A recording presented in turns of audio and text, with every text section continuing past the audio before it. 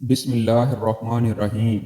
ایک بزرگ نے بیان فرمایا کہ میں نے ایک شخص کو مطاف میں دیکھا کہ اس شان کے ساتھ طواف کر رہا ہے کہ اس کے پیچھے خدام ہیں، اس کے لیے راستہ صاف کیا جا رہا ہے، دھکوں مکوں کے ذریعے طواف کرنے والوں کو ہٹایا جا رہا ہے، لوگ گردنیں اٹھا اٹھا کر ان کو دیکھ رہے ہیں۔ میں نے بھی ان صاحب کو غور سے دیکھا، دل میں خیال آیا کہ یہ تو اظہار بندگی، عجز و انکساری کا مقام ہے۔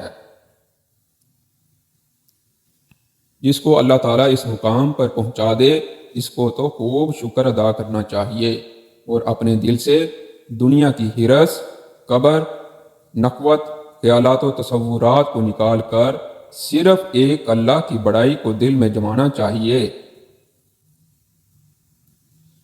اسی دھیان کے ساتھ اس کی آگے سر کو جھکانا چاہیے۔ یہاں پہنچ کر اپنی شان ظاہر کرنا اگرچہ ظاہری طور پر ہی ہو قطعاً مناسب نہیں، بس یہ خیالات آئے اور ختم ہو گئے۔ وہ صاحب بھی طواف سے فارغ ہو کر چلے گئے۔ چند سالوں کے بعد بغداد جانا ہوا۔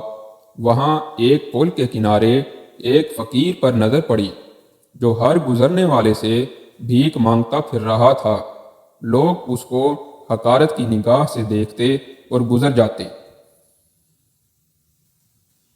میں نے اس فقیر کی طرف غور سے دیکھا تو وہ کہنے لگا، کیوں گھور کر دیکھ رہے ہو؟ تو میں نے کہا کہ چند سال قبل میں نے ایک امیر شخص کو بڑی شان و شوکت کے ساتھ طواف کرتے دیکھا تھا۔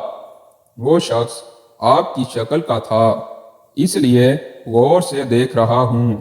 تو اس نے کہا کہ وہ امیر شخص میں ہی تھا۔ میں نے اس عبدیت کے مقام پر تکبر کیا، اس لیے اللہ تعالیٰ نے مجھے یہ سزا دی کہ مجھے مخلوق کے سامنے ذلیل کر دیا۔ آج میں دن بھر لوگوں سے بھیک مانگتا ہوں اور ذلیل ہوتا ہوں۔ اللہ تعالیٰ ہر مسلمان کو کبر و نخوت کی بلا سے حفاظت میں رکھے اور میرے انجام بد سے سبق حاصل کرنے کی توفیق دے۔ یہ تو دنیا کی سزا ہے، آخرت کی سزا تو اس سے بڑی ہے۔ حدیث شریف میں آتا ہے کہ جس کے دل میں رائی کے دانہ کے برابر کبر ہو وہ دخول جنت سے محروم ہوگا۔ اس کے علاوہ بھی عجب و قبر پر وعیدیں مذکور ہیں۔ اگر آپ کو ویڈیو پسند آئی ہو تو ہمارے چینل کو سبسکرائب کر دیں۔ شکریہ۔